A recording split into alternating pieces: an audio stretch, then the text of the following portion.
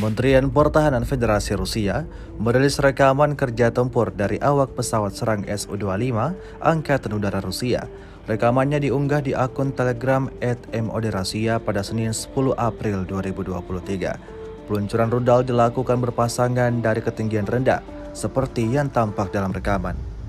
Setelah menggunakan senjata penerbangan, pilot melepaskan perangkap panas, melakukan manuver dan kembali ke lapangan terbang. Sebagai hasil dari serangan mendadak tersebut, posisi benteng yang disamarkan dan kendaraan lapis baja angkatan bersenjata Ukraina dihancurkan. Hingga video ini beredar, beragam komentar dituliskan warganet.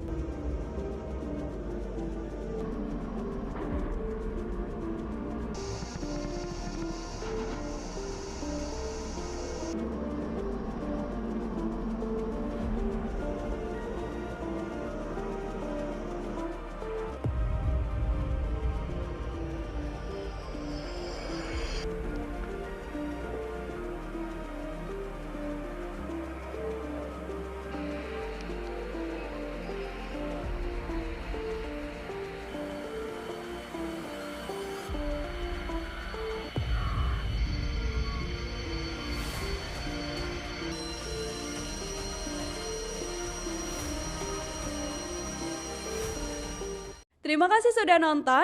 Jangan lupa like, subscribe, dan share ya.